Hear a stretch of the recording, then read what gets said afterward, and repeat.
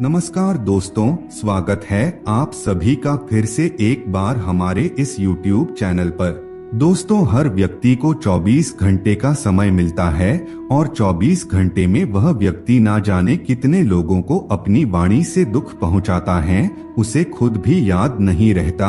लेकिन हमेशा व्यक्ति को यही प्रयास करना चाहिए कि वह जब भी वह किसी भी जगह अपनी वाणी का इस्तेमाल करे तो उससे सामने वाले व्यक्ति को, जो उसकी वाणी को सुनेगा, उसे हमेशा प्रसन्नता मिलनी चाहिए। उसे ऐसी वाणी का इस्तेमाल करना चाहिए। कभी भी उस व्यक्ति को ऐसी दूषित वाणी का प्रयोग नहीं करना चाहिए जिससे सामने वाले की आत्मा तक को ठेस पहुंच जाए। जाने अनजाने में भी कभी भी किसी दूसरे व्यक्ति के लिए बुरा नहीं सोचना चाहिए। दोस्तों, आपको बता दें, 24 घंटे में कुछ ऐसे भी समय होते हैं जिस समय हमारी वाणी के द्वारा निकली हुई हर बात सच साबित हो जाती है। आज के इस वीडियो में उसी टॉपिक पर चर्चा करने वाले हैं। दोस्तों, भगवान श्री कृष्ण के मुताबिक जानने का प्रयास करेंगे 24 घंटे में से वह कौन सा समय है जिस समय स्वयं माता सरस्वती जीभ पर विराजमान रहती है।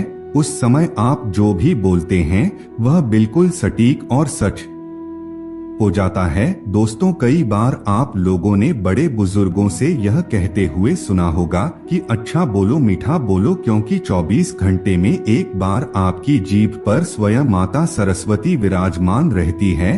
तो अच्छा बोलने का मतलब क्या होता है, इसे भी तो आपको समझना चाहिए। इसका मतलब है कि दोस्तों, हमेशा सकारात्मक और पॉजिटिव बोलना चाहिए। कभी भी दूसरे लोगों को ठेस पहुंचे ऐसे शब्दों को नहीं बोलना चाहिए। हमेशा दूसरे लोगों को प्रसन्न करने वाले शब्दों का उच्चारण अपने मुख से करना चाहिए। कभी भी किसी दूसरे व्यक्ति के लिए अपशब्द अपने मुंह से नहीं बोलना चाहिए। क्या पता आप जिस समय दूसरे व्यक्ति को गाली दे रहे हो, दूसरे व्यक्ति को श्राप दे रहे हो, उस समय माता सरस्वती आपकी जीभ पर विराजमान हो और वह बात आपकी सच हो जाए, तो इससे सामने वाले को बड़ा नुकसान हो सकता है। इसलिए दोस्तों, कभी भी दूसरे व्यक्ति के बारे में गलत नहीं बोलना चाहिए। दोस्तों, माता सरस्वती को बुद्धि, ज्ञान और विवेक की देवी के रूप में जाना जाता है। माता सरस्वती नहीं, सबसे पहले इस ब्रह्मांड में, इस सृष्टि में स्वर भरे हैं। आपको बता दे, संसार के सभी नदी नालों और पशु पक्षियों की जो आवाज है उन्हें माता सरस्वती के द्वारा ही प्राप्त हुई है। दोस्तों, 24 घंटे में एक समय ऐसा भी होता है जब माता सरस्वती स्वयं आपकी जीभ पर विराजमान रहती है।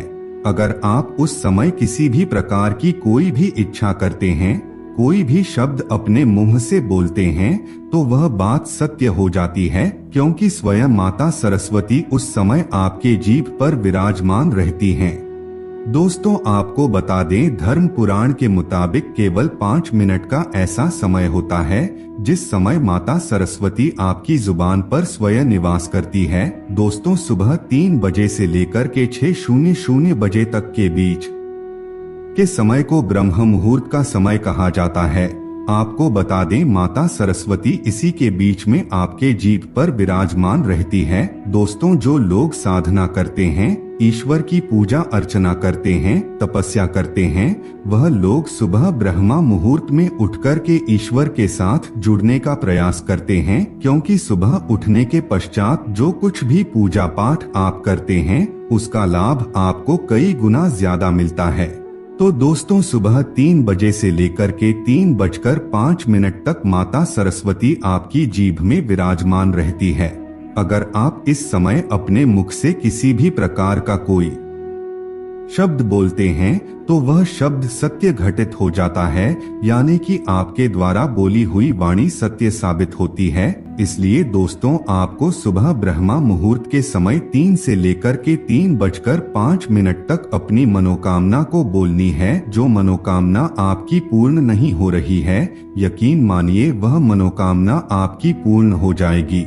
कुछ लोग कहते हैं कि सुबह जल्दी नहीं उठा जाता, लेकिन आपकी जानकारी के लिए बता दे, अगर आप सुबह जल्दी नहीं उठेंगे तो आप इस प्रयोग को नहीं कर पाएंगे, क्योंकि सुबह 3 बजे से लेकर के 3:05 तक का समय ही होता है जिस समय माता सरस्वती आपकी जीभ पर विराजमान रहती है, इसलिए इस समय तक आपको पूरी तरीके से तैयार होकर के अपनी मनोकामना बोलनी है। दोस्तों, आपको इस क्रिया को लगभग 11 दिनों तक करना है।